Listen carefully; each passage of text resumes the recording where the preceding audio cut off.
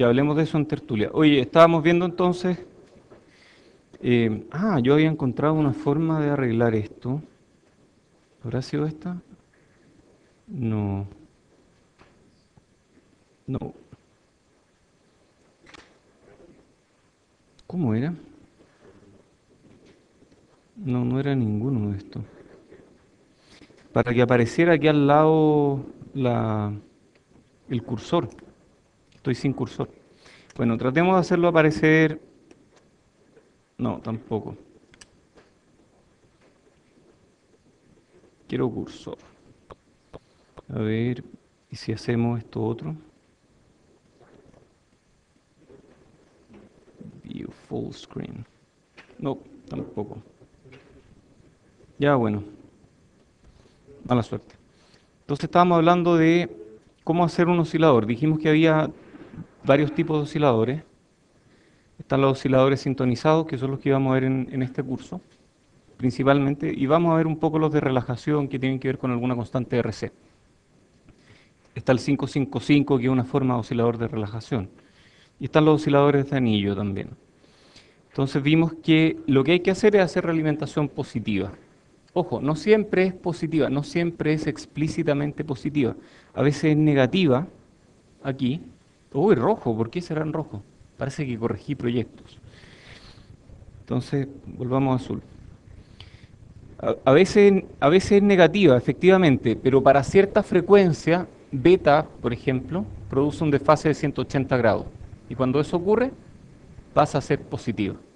Entonces ahí se convierte en positiva nuevamente y con eso puede ocurrir que el denominador de la función que lleva de aquí a allá, ese denominador, tenga la forma 1 menos L de S, donde L es A por beta, que ese L de S sea 1 ángulo 0. Y cuando eso ocurre, el denominador es 0, esto se indefine y esta cosa oscila porque tiene los polos exactamente sobre el eje J omega. Es lo mismo.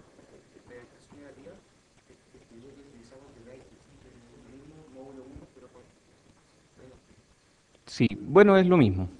Es exactamente lo mismo. Ya, entonces aquí un aspecto práctico del control de la amplitud y vimos que hay amplificadores no lineales que permiten resolver ese problema. Entonces cuando excede un cierto nivel de amplitud se hace un poco menos amplio. Ya, ¿cómo se hace el desplazamiento de fase? De acuerdo a la condición de oscilación de Barkhausen, la red selectora de frecuencia, esa que es beta, ¿cierto? Produce un desplazamiento de fase de 180 grados a la frecuencia de oscilación. Ese es el asunto, porque parte como realimentación negativa, como les decía. Imagínense que A por beta es negativo en general, o que da un signo menos aquí. Pero a la frecuencia correcta, este beta tiene un desplazamiento de fase de 180 grados y hace que la realimentación se vuelva positiva justo a esa frecuencia. Entonces, cuando eso ocurre, estamos con el desplazamiento de fase que queremos. Desplazamiento de 180 grados puede ser producido por componentes activos y pasivos, ¿cierto? Si tenemos componentes activos es complicado porque pueden depender de otros factores y al final las frecuencias de oscilación dependen de muchas cosas. Es mejor usar componentes pasivos, entonces generalmente beta, o sea, este elemento que viene aquí es pasivo, mientras que este otro es activo. Entonces, sabemos que un polo RL o RC contribuyen con más o menos 90 grados de desfase, eso lo sabemos, ¿cierto? Por lo que se requieren al menos dos polos para producir 180 grados de desfase. Y es más fácil de sintonizar si tiene tres o más polos. Entonces veamos este gráfico, donde muestra el desfase en función de la frecuencia normalizada para diferentes números de polos. Aquí tenemos un polo y produce un desfase de menos 90 grados y cae justo en menos 45 a la frecuencia normalizada igual 1. ¿Qué frecuencia normalizada? A la frecuencia del polo. A la frecuencia del polo. O sea, a la frecuencia del polo tengo menos 45 grados. Si tengo dos secciones RC, tengo esta forma. Si tengo tres, tengo esta otra forma. Y yo quiero llegar, por ejemplo, a 180 grados con tres secciones RC, entonces voy a estar un poquito pasado la frecuencia de los polos. ¿De acuerdo? Entonces uno tiene que elegir la red selectora de frecuencia. Ok, aquí hay algunos osciladores armónicos, osciladores con redes RC, que son para aplicaciones en general de baja frecuencia, pueden ser implementados con operacionales. Está el puente de Wien y el oscilador de desplazamiento de fase. Están los osciladores con redes LC y cristal, que son para operaciones a frecuencias más altas. Está el Colpitts, Hartley y oscilador de cristal. Vamos a verlo después. Pero es lo mismo que un semiconductor, por ejemplo. No, en realidad el semiconductor es un cristal, porque tiene una estructura atómica cristalina, que es una estructura regular, que para todos lados cada átomo ve lo mismo. Es como regular, por lo tanto es un cristal. Por ejemplo, en el caso del silicio, el cristal es así.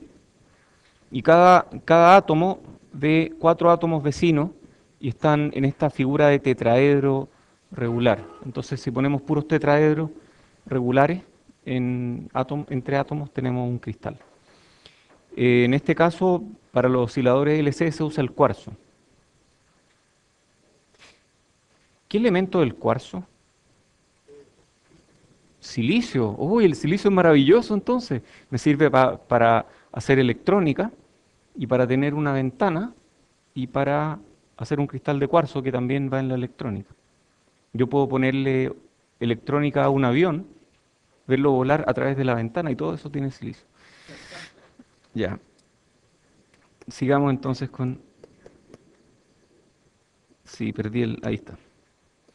Ya, entonces este es el puente de Wien y son muchos componentes. Tiene realimentación positiva y negativa. ¿Cómo se analiza esta cuestión?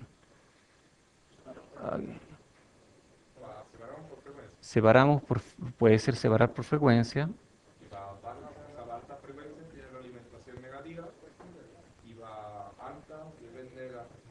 A ver, hay una cuestión que podemos hacer. Esto va a oscilar, pero no va a llegar a los rieles. No necesariamente va a estar golpeando los rieles. Si no va a estar golpeando los rieles, podemos asumir, por ejemplo, que esta cosa se comporta más o menos con realimentación, con un cortocircuito virtual aquí. Ya, entonces hay que hacer el punto en que estos dos sean iguales, pero quizá incluso más fácil. Si aquí hubiera cortocircuito virtual, yo puedo agarrar esto de aquí y decir, esto es una configuración conocida. Tiene ganancia A igual, ¿cuánto? 1 más R2 partido por R1. O sea, de aquí a allá hay esa ganancia. Entonces yo puedo decir que hay 1 más R2 partido por R1 y a la salida de esto hay... y es una ganancia, ojo, positiva de aquí a allá. Y aquí hay un R, un C, y de aquí hay un R y un C. Ya, listo. Ustedes pueden calcular ahora la función de transferencia de esto o los polos de esto. Se puede, ¿cierto? Ya. Déjenme ver cómo lo...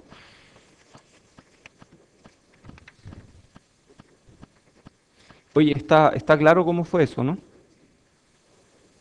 Bueno, el asunto es que, ¿qué función de transferencia vamos a calcular aquí? Sí, hay preguntas. Es que se puede aplicar, pero es que aquí hay capacitancia más resistencia. Se puede hacer con impedancia, sí. ¿Por qué? ¿Qué? Esta es la ganancia de este amplificador no inversor. No, de aquí a allá.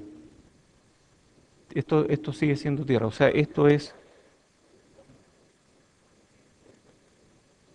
eso.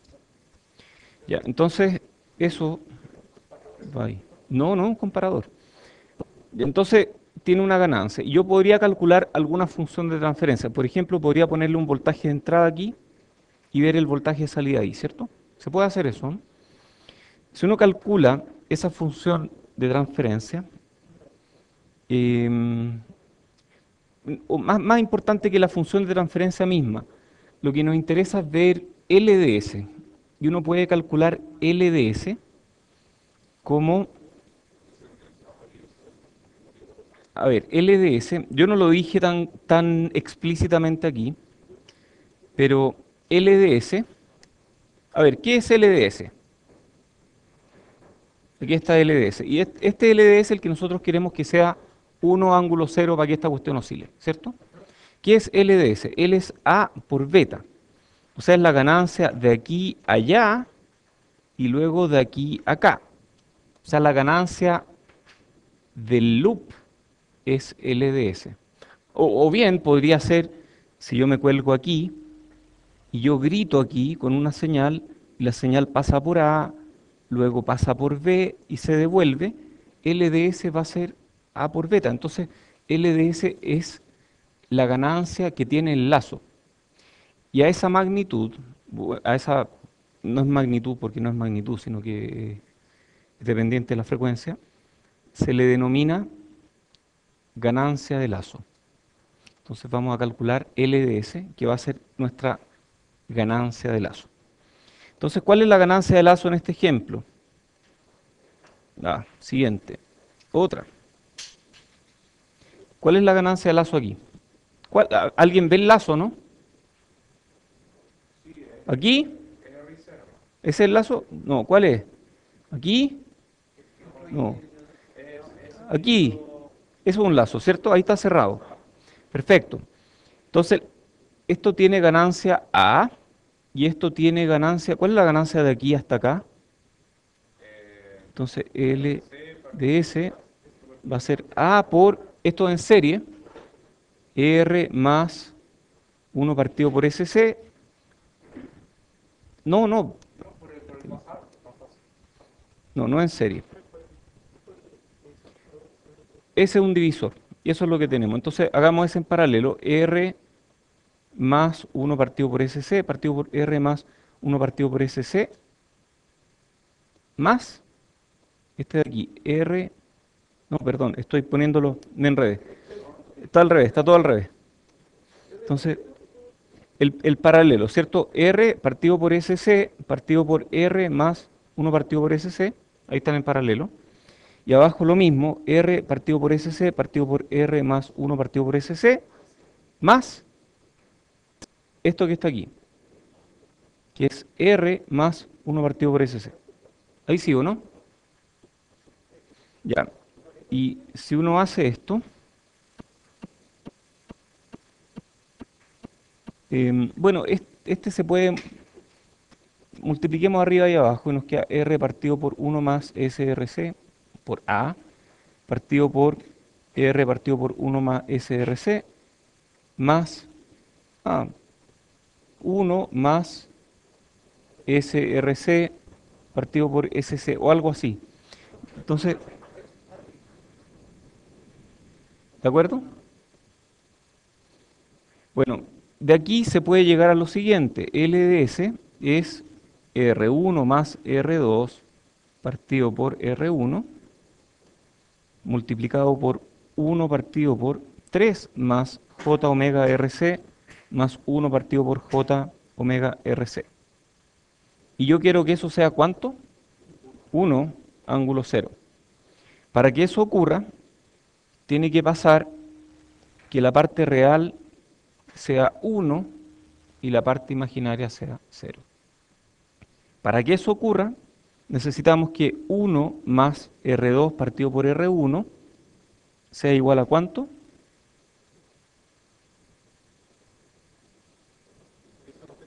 A 3. Entonces, R2 partido por R1 igual 2. Y además necesitamos que esto se cancele. Y para que esto se cancele es J omega RC más 1 partido por J omega RC igual 0. Y eso ocurre en omega 0 igual 1 partido por RC. Por lo tanto, en este circuito, cuando omega 0 vale 1 partido por RC, si yo tengo la ganancia correcta aquí, voy a tener oscilaciones permanentes. Este circuito es viejo, ¿ah? Es viejo, viejo. De hecho, William Hewlett y David Packard, mucho tiempo atrás, no sé cuánto tiempo, la verdad. Soy malo para las fechas. Debe haber sido en los 20, en los 30, por ahí, no sé. Si alguien quiere, lo busca. No, ya sé. ¿Se acuerdan de la película de Disney Fantasía? Sí, la uno. ¿De qué año es? Bueno, eh, Hewlett y Packard le vendieron a Disney osciladores para hacer la película Fantasía. Porque para hacer películas no solo se necesita arte, también se necesitan osciladores. Y le vendieron osciladores de HP, que eran su primer producto, y era esencialmente esto que está acá, era este circuito. El problema de este circuito es cómo hago que 1 más R2 partido por R1 sea exactamente igual a 3, con una resistencia variable, ¿ya? ¿Y de qué varía, con qué varía esa resistencia? No, es que el problema es que uno no puede estarlo variando, la idea es que de amplitudes, una especie de controlador. Fue una especie de controlador, pero muy ingenioso lo que ellos usaron. Fue un controlador muy, muy ingenioso. ¿Ah? Usaron una ampolleta. Ya habían escuchado la historia, ¿no? Sí, parece que la conté. Creo que pusieron una ampolleta aquí, en R2. Entonces, cuando crece el voltaje a la salida, crece la amplitud, por lo tanto, crece la corriente aquí. Cuando crece la corriente aquí, si es una ampolleta de tungsteno, se calienta. Mientras más caliente, su resistencia es más baja. Entonces la amplitud de las oscilaciones baja un poquito y queda en un estado más o menos justo. Igual buena. Chor. ¿Ah? Es que lo que está midiendo en realidad es el promedio de la potencia. Entonces funciona súper bien. Sí. Ya. Este otro. Este es un oscilador de desplazamiento de fase. Es un circuito que oscila a frecuencia tal que el desplazamiento de fase es de 180 grados. ¿Cuántos polos hay aquí? Tres polos. Entonces se puede hacer 180 grados, ¿no? Sí, de hecho, tres polos yo llego a 270. Pero para cierta frecuencia en particular, yo voy a estar en 180. Entonces esa frecuencia es la que va a oscilar, la que va a tener ese polo. Entonces voy a volver atrás de nuevo para repasar esto mismo, red selectora de frecuencia. Entonces, esto 1 ángulo cero ocurre a cierta frecuencia y a esa frecuencia va a oscilar. A otra frecuencia esto no va a ser 1 ángulo cero y a esa otra frecuencia no va a oscilar. Me pasé.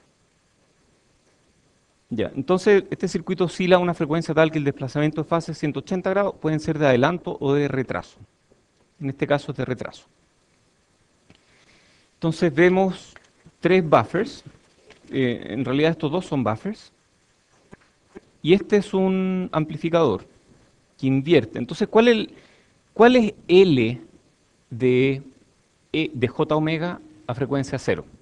Hacia el ojo, si este tiene ganancia 1, 1. A ver, hagámoslo. Inyectemos una señal aquí. Menos K por uno me da menos K. ¿Sí? Eso es. Bueno, yo necesito que a frecuencias mayores esta cosa oscile. ¿Cómo va a oscilar a frecuencias mayores? ¿Qué hay que hacer para que oscile a frecuencias mayores? Bueno, hay que sacar la función de transferencia del lazo completo. ¿Se podrá hacer eso o no? ¿Es fácil? A ver, hagámosla. ¿Cuánto es LDS? Es menos K por uno partido por uno más SRC por A. Ya, perfecto. Súper bien. Entonces, el numerador, no, denme un segundo. Sí, eso es. Exactamente eso es. Y con eso uno tiene que calcular K y calcular RC de manera que la frecuencia, que a esa frecuencia en particular, LDS valga 1 ángulo cero. Y se puede hacer el cálculo, no lo tengo aquí, porque lo que tengo en realidad es para un circuito levemente distinto, pero súper fácil de hacer. ¿Sí?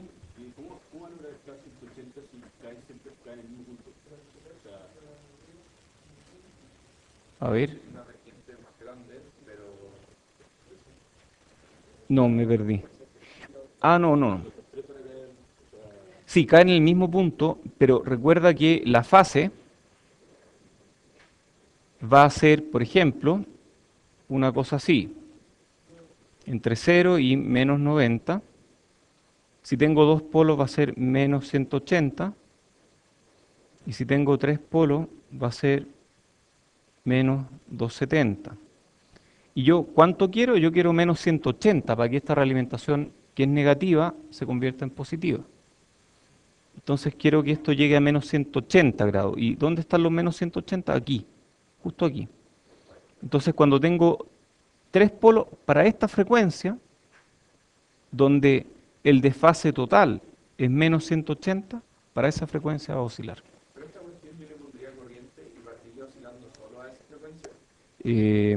Puede que no, puede que requiera un impulso, puede que requiera que tu voltaje parta con un escalón y ese escalón en sí tiene toda la frecuencia, ¿cierto? Entonces, igual se excita la frecuencia, puede que el ruido excite esa frecuencia y luego crezca la amplitud y llegue hasta el valor final. Entonces, esta es la forma en que se resuelve y resolviendo esta ecuación que se puede resolver, se llega al valor correcto.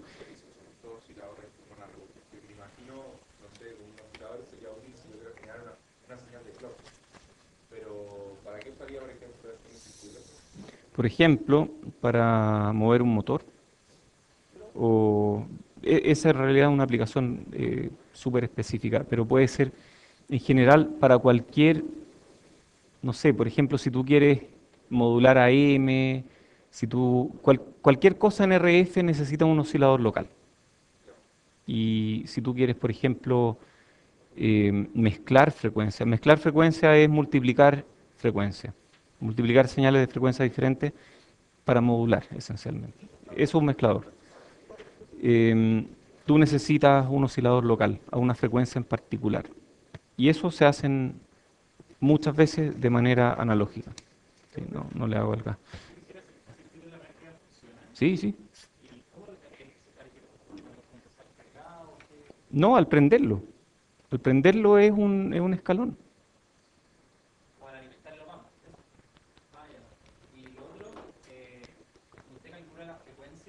Ujú.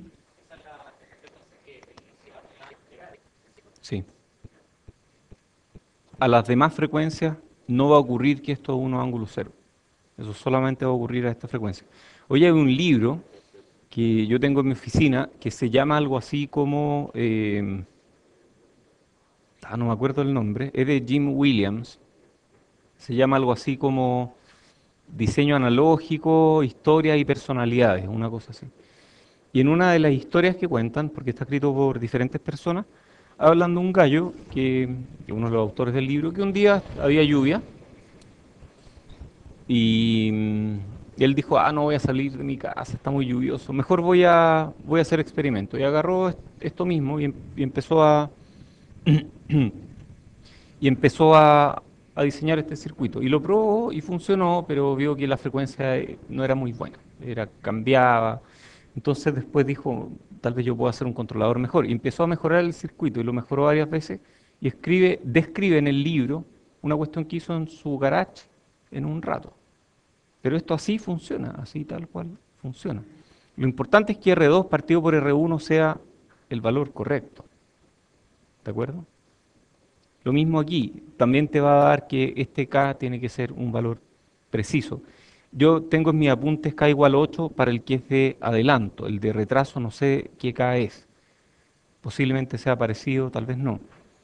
Hay que calcularlo. O puede que sea al revés, puede que sea, no sé. Pero sí, esto funciona, esto sí oscila. Ok. ¿Son necesarios los buffers? ¿Por qué? Ya, y si no tuviéramos los buffers, ¿qué ocurriría? ¿Podría hacer esto mismo? O sea, yo igual podría quitarle los buffers, pero ya la ecuación no resultaría tan sencilla. ¿De acuerdo? Igual tendría tres polos, pero estarían en ubicaciones diferentes y el efecto sería mucho más difícil de estudiar, porque la matemática se complica. Ok, oye, ven que esto es verde, ¿o no? Que verde significa que ustedes pueden resolver esto en sus casas. Este es oscilador de cuadratura. Uy, ¿cómo será este? A ver, ¿qué es esto? ¿Qué es esto? Un integrador, ¿cierto? Y esto de aquí es un filtro y luego otro integrador. Ok. O sea, ¿cuántos polos tiene un integrador? Un polo. ¿Cuántos polos tiene el otro integrador? ¿Cuántos polos tiene este filtro? Sumando tenemos 3 polos, tenemos realimentación, esto oscila. Oye, qué divertido, ¿ah? Porque tenemos, si hay 2 polos ya puede que oscile, si hay 3 polos oscila, de todas maneras, a menos que hagamos malabares para que no oscile. Ese es el problema mayor cuando uno diseña algo en analógico. Si uno quiere amplificar, termina con un oscilador, y si uno quiere oscilar, termina con un amplificador. Eso ocurre en la práctica. Va a oscilar. Va a oscilar porque para alguna frecuencia, si hay 3 polos, significa que a frecuencia infinita va a haber 270 grados de desfase.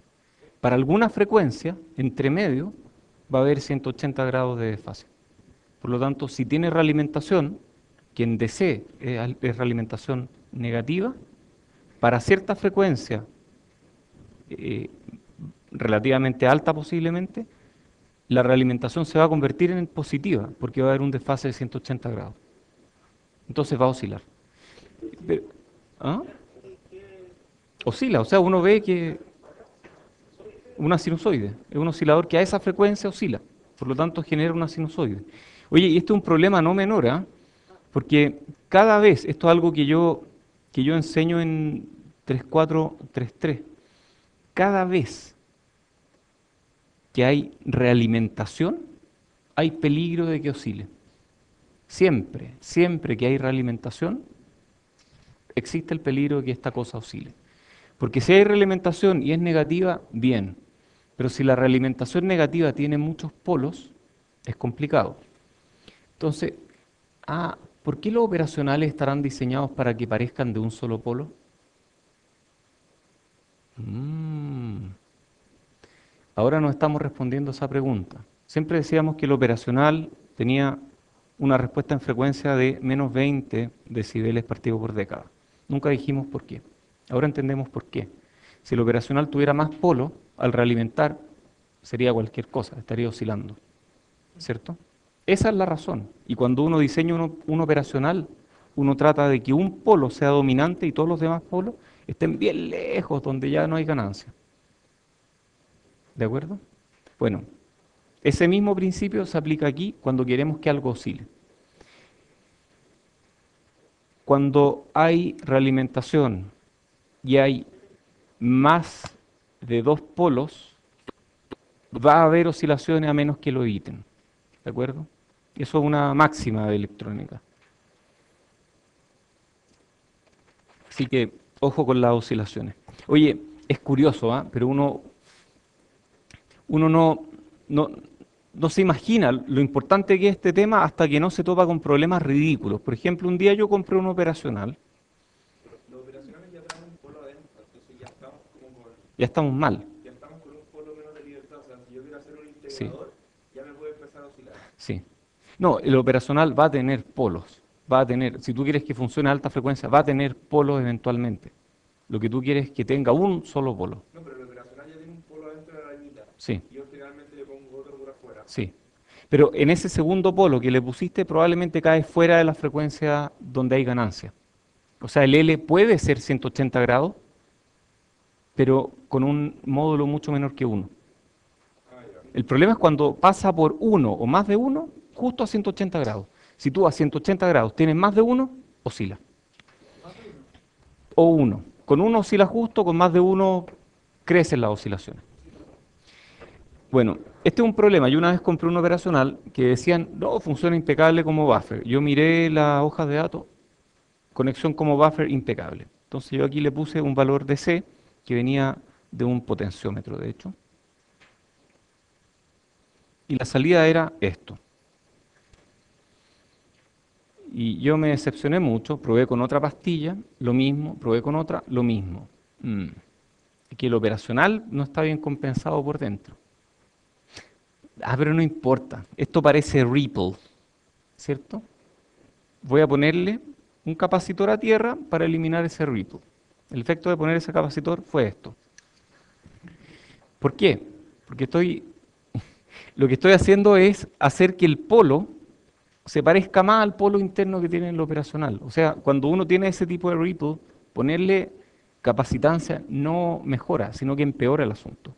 Porque uno hace que sea aún más inestable. Lo que yo estaba haciendo era cambiar el segundo polo que se debía a alguna capacitancia parásita y ponerlo más cerca del polo de origen del operacional, posiblemente. Y con eso oscilaba aún más. La forma de evitar esas oscilaciones, ¿ah? Puede ser. Bueno, la forma de arreglarlo es con un circuito que se llama snubber, que es eso. Y hay que calcular R y L, y C, perdón, de manera que esto no oscile. Y hay teorías de cómo hacerlo.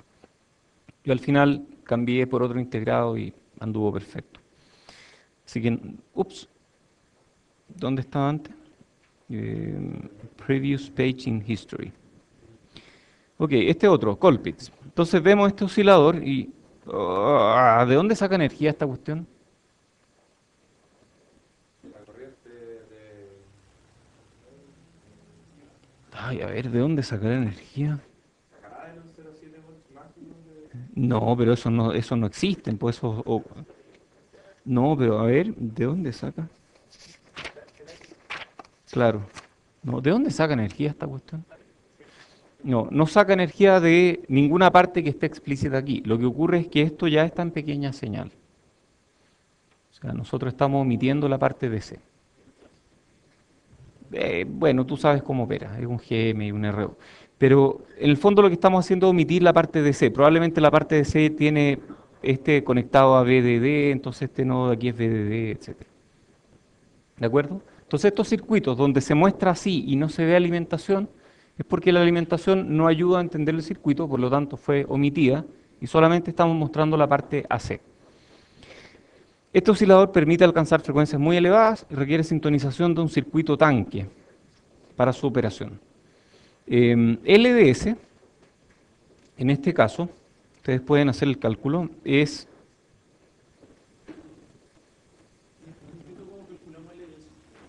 LDS. ganancia de la malla. Por ejemplo, es el lazo. O sea, em, porque el lazo es de aquí, digamos que este es VI y esto es VO. Si yo cambio VI, produce un cambio en VO. Si yo cambio VO, produce un cambio en VI. Ahí está el lazo. Entonces la forma de calcular esto es VO partido por VI partido por VO. Y la respuesta no es 1. ¿Ah? Yo calculo de aquí a allá y va a ser GM por toda la resistencia vista allá. Y luego calculo de aquí a acá y va a ser el divisor de tensión. Entonces eso me da menos GM por R en paralelo con 1 partido por SC1 en paralelo con SL más 1 partido por SC2. Esa es la respuesta. Y finalmente, no, perdón, esto es VO partido por VI y esto es VO partido por VI. Y VI partido por VO es 1 partido por SC2 partido por SL más 1 partido por SC2, que es un divisor de tensión. Es este divisor de tensión, de aquí a allá. Entonces de aquí sacamos LDS, que es menos GM por R partido por S cubo RLC1 C2 más S cuadrado LC2 más SRC1 más C2 más 1. Y eso tiene que valer 1 ángulo 0. Y de aquí sacamos que esta cosa va a tener ángulo 0 a la frecuencia de oscilación 1 partido por raíz de L C1 paralelo C2, donde C1 paralelo C2 es C1 por C2 partido por C1 más C2. Y para que esto sea 1 ángulo 0, se necesita que Gm por R sea igual a C2 partido por C1. Para que esto parta, Gm por R tiene que ser mayor que C2 partido por C1, y una vez que esté oscilando con cierta amplitud, se hace algún sistema que baje R, por ejemplo la ampolleta de Hewlett y Packard o cualquier otra cosa, y de ahí llegamos a GMR igual C2 partido por C1. Ok, sigamos. Este otro, oscilador Hartley, es la misma cosa. Este incluye dos inductores y un puro capacitor. A veces los inductores pueden ser parte de un mismo transformador con tap, con derivación, y el análisis es la misma cosa y el resultado es omega de oscilación es 1 partido por raíz de C por L1 más L2. Hay implementaciones prácticas en el Cedar Smith, échenle una mirada. Cristales. Cristales piezoeléctricos. ¿Qué significa esto que sean piezoeléctricos? ¿Qué es la piezoelectricidad? Sensible a la presión. Ya. Ya, sí, algo así. Y al revés también. Voltajes producen diferencias de presión. A ver, ¿qué cosas conocen ustedes que sean piezoeléctricas? Zapatillas piezoeléctricas. Qué sofisticado, ¿cómo eso? No, la verdad, no sé si esas son piezoeléctricas o no, pero, pero podría ser. Y hay algunas que sí están desarrollando para que generen energía. Puentes de guitarra electroacústica, eso es un piezoeléctrico. Oh, produce electricidad. Y uno mide esa electricidad. Ya. ¿Qué otros piezoeléctricos hay? Un chispero es un piezoeléctrico. Un chispero es simplemente un botón y cuando uno aprieta el botón le da un golpe a un cristal piezoeléctrico y ese cristal piezoeléctrico produce un voltaje tan alto que es capaz de ionizar el aire y producir una chispa. ¿Qué otros piezoeléctricos conocen? Típicos parlantitos chicos, de esos que suenan bien feos, son piezoeléctricos.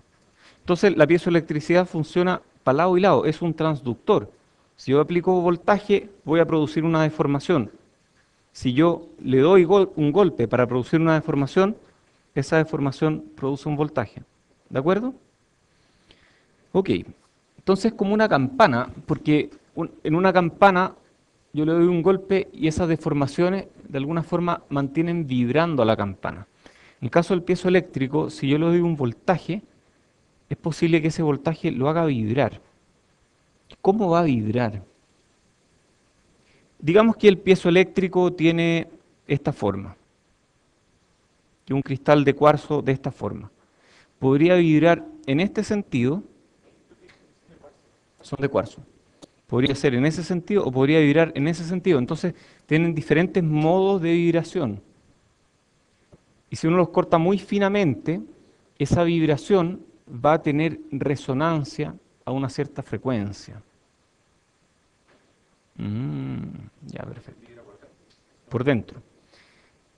Vibra por dentro. Mecánicamente vibra y esa vibración tiene una cierta frecuencia de resonancia. Internamente uno podría representarlo con un modelo circuital, si bien este modelo circuital es una representación matemática. No es que dentro de esto haya esto que está acá, no. Pero si yo me conecto a los terminales y lo mido algo que se parece mucho a este modelo.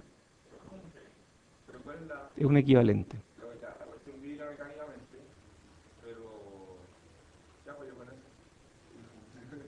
No, la vibración es una curiosidad y vibran por un buen rato. O sea, si uno le pega una campana, produce un cierto número de vibraciones, un cierto número de formas de onda.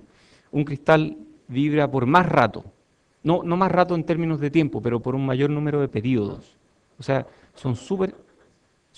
claro, son súper eficientes vibrando los cristales. Entonces, si uno mide el circuito tiene esta forma, una forma como esta. Entonces tiene una capacitancia equivalente en paralelo y luego tiene otra rama en paralelo que tiene una resistencia, una capacitancia en serie y una inductancia. Esta es del orden de los picofarad, esta es del orden de 0,5 femtofarad. Esta de aquí son cientos de Henry. ¿Han tratado de hacer un inductor de más de 1 milihenry alguna vez? Estos son cientos de Henry. En equivalente, ¿cierto? No es que haya un circuito con un inductor chiquitito, no. Mecánicamente vibra y eso produce el efecto de una inductancia gigante. El Q es súper alto, tiene una resonancia electromecánica y son súper estables en la temperatura. Esa es otra ventaja que tienen. Cambia la temperatura y esto cambia re poco. Están diseñados, están hechos con ingeniería para que su dependencia de la temperatura sea mínima. También tienen poca dependencia en el tiempo. Un cristal, un reloj con cristal de cuarzo, después de un tiempo siguen valiendo lo mismo los segundos, no va cambiando en el tiempo. Entonces son súper estables, súper estables. CP es mucho mayor que CS, Q es alto y R es chica. Esta R es chica. ¿De acuerdo? Entonces tenemos ZDS, y esa es la impedancia de este cristal, es 1 partido por SCP más 1 partido por SL más 1 partido por SCS. Y esto es descartando R, ¿cierto? Como R chica lo podemos descartar. Entonces eso nos da 1 partido por SCP por S cuadrado más 1 partido por LCS partido por S cuadrado más CP más CS partido por LCP-CS. Lo importante, más que esta ecuación, que la pueden ver en un libro, la pueden ver en Wikipedia, es entender qué hay dentro de un cristal y qué es lo que hace. Entonces tiene frecuencias de resonancia este cristal. Si uno mide la reactancia, ¿qué es la reactancia?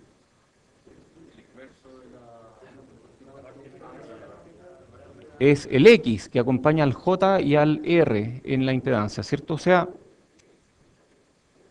en este ZDS, en realidad la reactancia es como todo eso.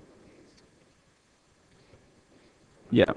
La reactancia tiene cruces por cero, tiene un cruce aquí en una frecuencia que se le llama omega S y tiene otra que es omega P, donde cambia. Cuando la reactancia es positiva, es típico de un inductor. Cuando la reactancia es negativa, es típico de un capacitor.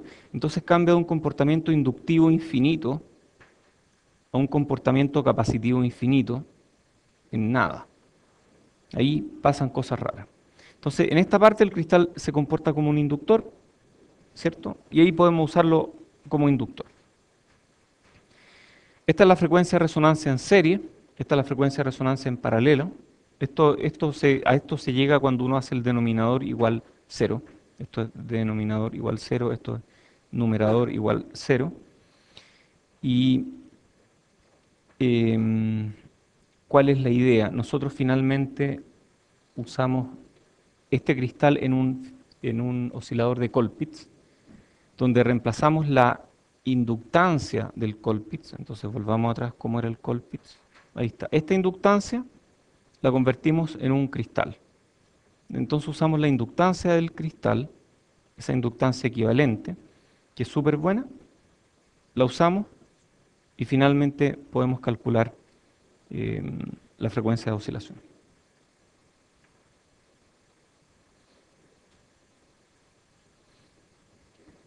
Ok, advierto que estas clases son más bien descriptivas.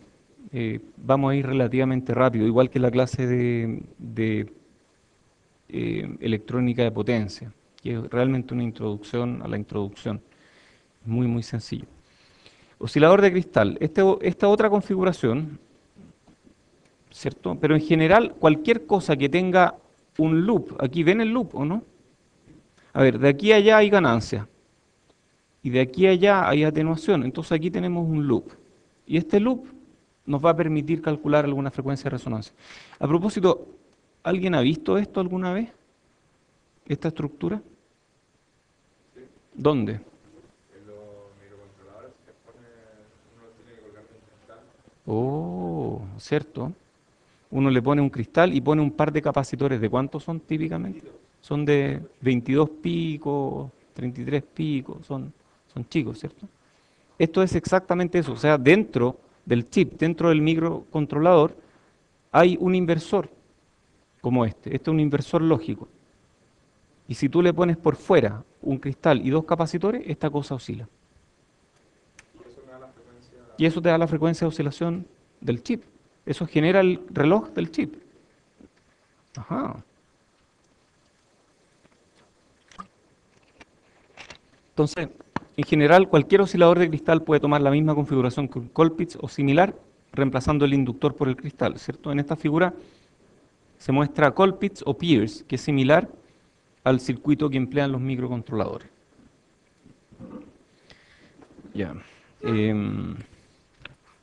Timer. Ya, entonces dejamos de lado osciladores sintonizados y ahora pasamos a osciladores de relajación. ¿Qué es timer? Temporizador, ¿cierto? Hablamos de timer y el timing, pero temporizador. Este fue un chip inventado en 1970. Este es el inventor Hans Kamen-Zinn. Fue introducido en 1971 por Signetics, que ahora es Philips. Philips es ST ahora. Creo que es ST. Sí, bueno, no importa. Fue Philips en algún momento. Este es un circuito integrado súper estable para generar tempo. Es un temporizador, desde varios segundos hasta su frecuencia máxima de 200 kilos. O sea, yo aquí con esto puedo generar tiempos. Se han inventado muchos circuitos basados en el 555. Antes la gente para obtener tiempo dependía de la frecuencia de la red, ¿no? Sí, sí, de hecho todavía hay circuitos comerciales cuyo funcionamiento depende de la frecuencia de la red. Son muy pocos, yo he visto. Pero todavía hay Existen, industriales, todavía depende de la frecuencia de la red. existen, sí. Oye, porque no habían formas tan fáciles de generar tiempo. Ah, porque hay formas fáciles. El 555 es súper fácil. Sí. No sé, habría que preguntarle al profesor Ríos, Sebastián Ríos. Él es experto en temas de calidad del servicio en una red eléctrica. Él podría decirte si es estable o no. Yo no lo sé. Esta tiene que mantenerse con una variación del 1% o menos. Bueno, el asunto es que este es el chip, y tiene hartos transistores, pero más que los transistores, lo importante es entenderlo a nivel de diagrama de bloques.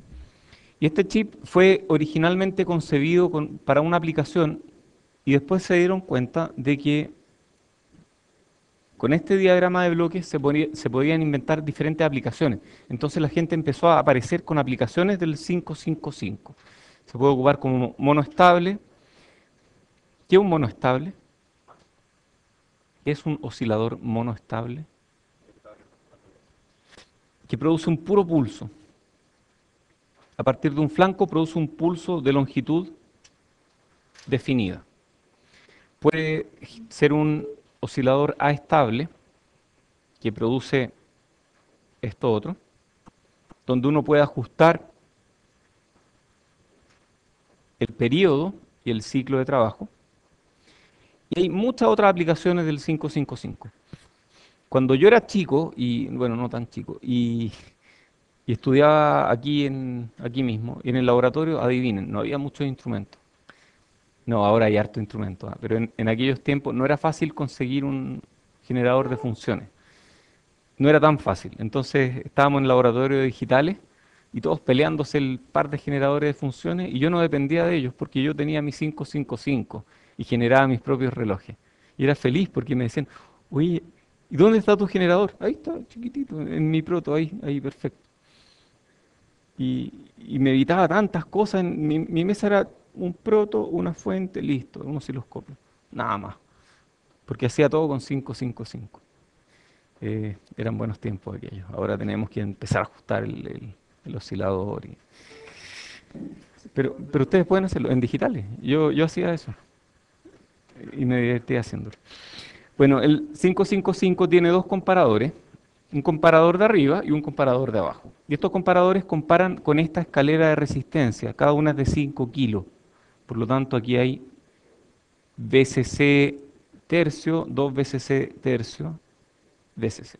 Entonces compara con un tercio y con dos tercios. Entonces, generalmente, los circuitos tienen algún voltaje que está subiendo y bajando entre 1/3 y 2/3 de VDD. Y la salida de estos flip-flop finalmente es lo que produce un voltaje entre VCC y 0. Este es el 555 y hay muchas formas de configurarlo.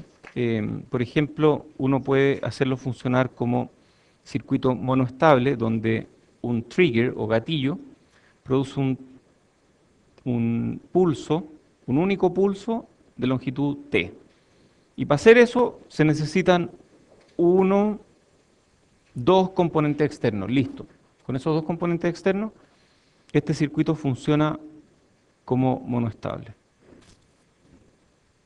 Después uno puede hacerlo como operación astable o aestable. ¿Con cuánto? Uno, dos, tres componentes externos. Y uno diseña estos componentes y genera esto que está aquí. Yo hace relativamente poco equipé mi laboratorio que tengo en mi casa con una máquina CNC que fabrica PCB. Y la máquina CNC que fabrica PCB tiene un motor. Y el motor funciona con 40 volts. Entonces yo dije, me gustaría poder regular la velocidad del motor para que ande a la velocidad correcta. O sea, si uno es fino, hay cierta velocidad a la que vibra más. Por lo tanto, hay cierta velocidad a la que vibra menos. Y no es proporcional, tiene que ver con los modos de oscilación. Entonces, para ciertas velocidades, al vibrar menos, las PCBs que yo fabrico me quedan un poco mejores. Entonces, diseñé un circuito y bueno, yo podría haber diseñado un circuito para generar esta PWM, pero mejor lo busco en internet. Busqué en internet y había un circuito con 555 que genera PWM.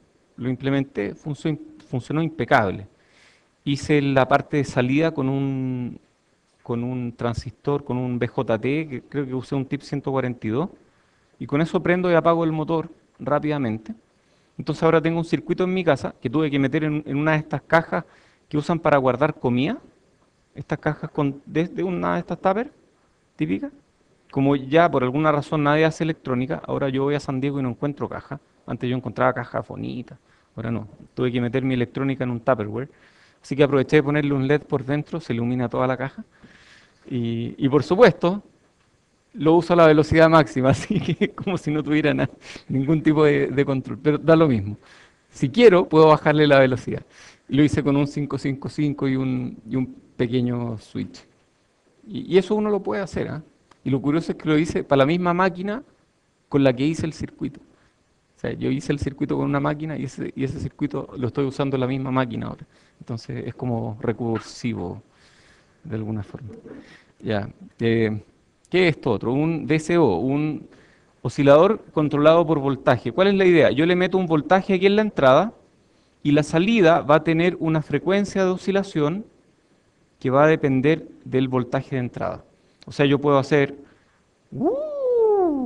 si yo varío el voltaje que es la entrada, ¿cierto? ¿Ah? Se puede hacer theremin con esto también. Se pueden hacer cosas así. Theremin.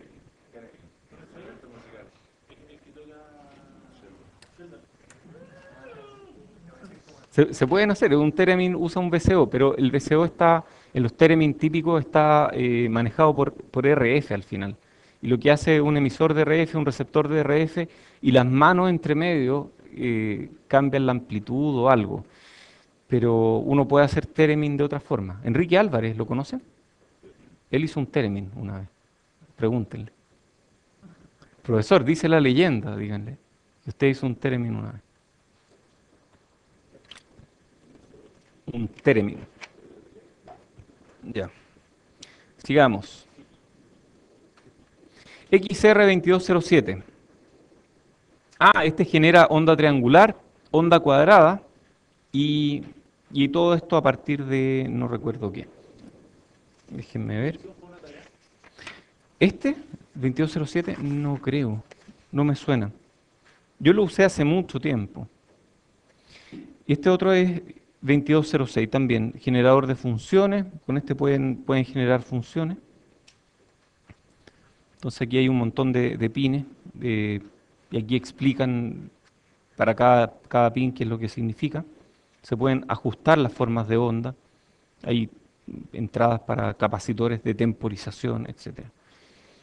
Oscilador de anillo, este es un ring oscillator. Estos son usados en circuitos integrados porque son una forma muy fácil de obtener frecuencia. No son muy estables, tienen harto ruido, son súper hambrientos en términos de potencia, o sea, son malos osciladores, pero son puros inversores, entonces es tan fácil hacerlo.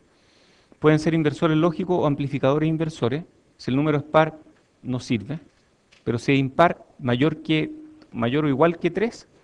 ¿Por qué se necesitan 3 inversores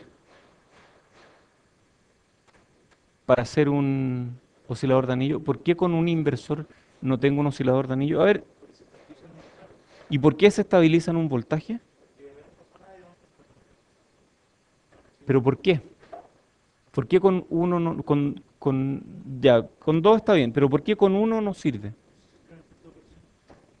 Ya, ¿y por qué con 3 no se centra en el punto de operación? Un retraso, un tema del tiempo, retraso. ¿Cuántos polos tiene este gallo aquí? Uno. ¿Cuántos polos tienen 3? Va por ahí el tema, ¿cierto? O sea, es un tema de número de polos.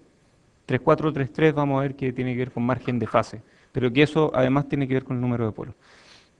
Perfecto, el retardo puede ser ajustado por VDD. Si yo subo VDD, las señales se demoran más tiempo en llegar hasta arriba y abajo. Sin embargo, al subir VDD, este valor crece y cuando este valor crece, la corriente crece con el cuadrado. Entonces, subir VDD implica aumentar la frecuencia. Y bajar VDD implica disminuir la frecuencia. Entonces, yo puedo tener un oscilador controlado por voltaje jugando con VDD. Este es un oscilador de anillo que hice en un chip, tiene 101 etapas y oscila a 50 megas más o menos. Y esto se puede hacer, ¿ah? 50 MHz con 101 etapas. Si le ponía 3 etapas, oscilaba, no sé, a 700 megas o más, en teoría. Para generar, es que es la forma más fácil de hacer un... Así fue, de hecho. Es la forma más fácil de generar oscilaciones. No es muy bueno, consume mucha potencia, pero, pero funcionan y se usan harto. Ruido, vamos a hablar de ruido, ¿no? Quedan como 10 minutos, dejemos lo que quedan de esta clase para ruido, hasta donde alcancemos. Es para que sepan, esto no va a entrar en la prueba, no entra en la prueba. Ya. Lo cual da lo mismo, porque a ustedes les interesa aprender esto para la vida, no para la prueba. Pero igual. Vamos a hablar un poco de ruido, los que quieran saber más de ruido, 3433. Entonces el ruido electrónico, a ver, déjenme ver qué voy a hablar aquí. Ya, el asunto es que hay diferentes tipos de ruido, pero eso lo vamos a hablar después. El ruido electrónico es un problema muy importante y fundamental. Qué raro. ¿Por qué digo un problema muy importante y fundamental? ¿No es como lo mismo? El problema es importante, es fundamental y es esencial. No. La razón es la siguiente. Es muy importante porque tiene una gran importancia y es fundamental porque viene de procesos fundamentales de la física. En el sentido de que yo no puedo engañar a la física para que algo tenga menos ruido. Por eso es fundamental. Fundamental en el sentido de que KT, para una cierta temperatura, yo no puedo bajar KT. Y el ruido depende de KT. Entonces, finalmente, da lo mismo lo que yo haga. Si yo no puedo bajar KT, no puedo bajar el ruido. Entonces, esto es fundamental. Es un problema fundamental. Entonces, es un problema importante, porque nos molesta la electrónica, pero también es un problema fundamental, porque viene de los fundamentos de la física. El nivel de ruido de un circuito afecta la fidelidad o exactitud de las señales procesadas. Es costoso minimizar el ruido. Existe un compromiso entre potencia y ancho de banda y en esta clase vamos a hablar muy poquito de ruido, pero así muy poquito. Existen varios tipos de ruido. Existe el ruido hecho por el hombre, que es la interferencia. Y los ejemplos son acoplamiento de señales, crosstalk o diafonía. Nunca me he aprendido esa palabra. Crosstalk tiene que ver con que si van dos señales y una viene muy ruidosa, existe un acoplamiento capacitivo que hace que esta otra también vea algo de ese ruido. Eso es crosstalk. Ese no es un ruido fundamental. Si yo pongo un blindaje entre medio, un blindaje aterrizado, esta señal no ve la otra y va a estar planita. Acoplamiento a través de sustrato. Si tengo un transistor sonando muy fuerte en un pedazo de chip y en el resto del chip transistores que están calladitos, esos transistores van a escuchar a este transistor que está moviéndose mucho a través del sustrato. Rechazo finito de fuente de poder o fuente de potencia. Si es que yo tengo un amplificador y la fuente de alimentación tiene ripple, algo de ese ripple yo voy a ver a la salida. Eso también se puede eliminar, por ejemplo, poniendo un capacitor gigante para evitar el ripple. Entonces todo esto se pueden eliminar, ¿cierto? Haciendo circuitos diferenciales, técnicas de layout, etc. Pero existe otro tipo de ruido, que es el ruido electrónico o ruido de dispositivo. Ojo, ruido electrónico. Ese es el término que se ocupa para el ruido que viene de la electrónica, ruido electrónico. Si yo ahora pongo una antena, voy a medir un montón de señales de RF. Esas señales no son ruido electrónico, son ruido electromagnético. El ruido electrónico es el ruido que está inherente en la electrónica. Queda lo mismo, yo puedo ponerlo blindado por todos lados y al prender el circuito voy a tener ruido igual. Ese es ruido electrónico. Este ruido que está arriba, el ruido hecho por el hombre, el ruido electromagnético, todas esas interferencias, uno las puede eliminar si es suficientemente cuidadoso, con blindaje adecuado, con circuitos totalmente diferenciales, con capacitores a tierra, uno puede eliminar esos ruidos. Este otro ruido, el ruido fundamental, uno no lo puede eliminar. Y este es el que es más interesante de estudiar, así que este es el que vamos a estudiar. El otro es un arte. Si uno pone buenos planos de tierra, pregúntenle a mi alumno de doctorado. Ha estado peleando con los planos de tierra para que el CCD tenga menos ruido. Pero ese todo es ruido hecho por el hombre. Es un arte. No, no, fuera del chip. Dentro del chip también se usa mucho. Y se hacen con metal, mucho metal. Ok, entonces vamos a hablar del ruido fundamental. ¿Por qué es tan importante? Porque existe esta cifra de desempeño. Potencia de la señal partido por potencia de ruido. Eso es la razón señal a ruido, SNR. Y por supuesto nos limita a qué es lo que podemos detectar.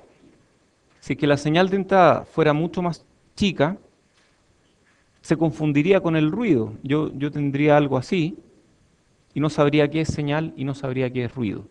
Entonces el ruido limita mis mediciones de señales realmente chicas. Por eso es que en física de partículas es tan importante eliminar el ruido. ¿Conocen esta foto, no? ¿Sí? ¿Dónde la han visto? En señales.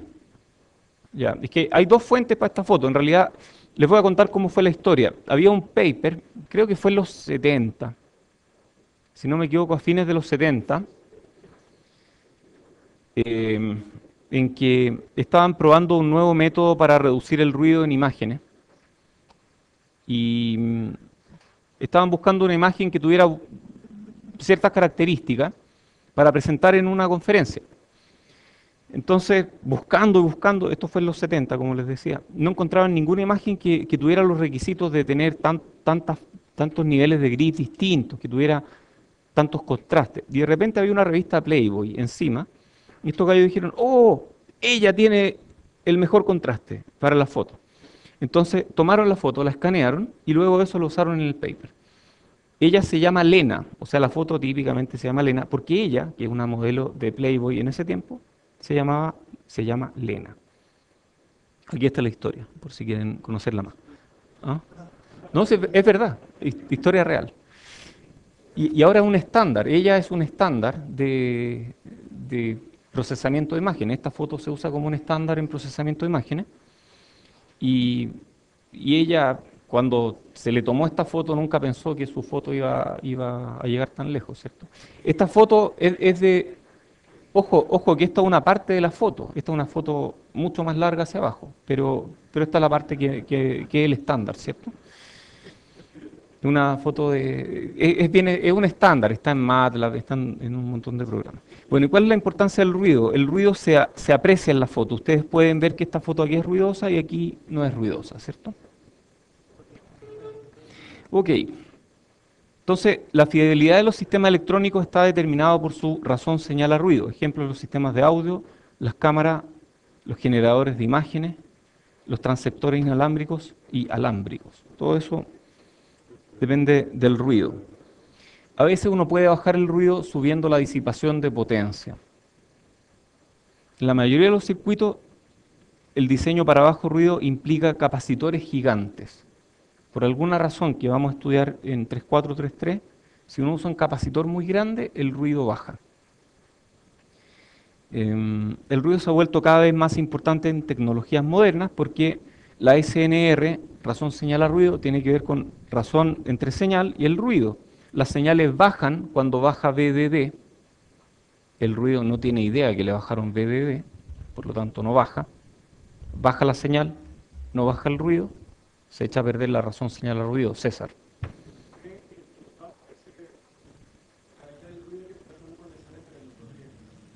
Sí, no sé qué ruido es ese, honestamente no lo sé. No lo sé. ¿Es ruido de la fuente? Yo no lo sé. Habría que mirarlo en la hoja de aplicaciones.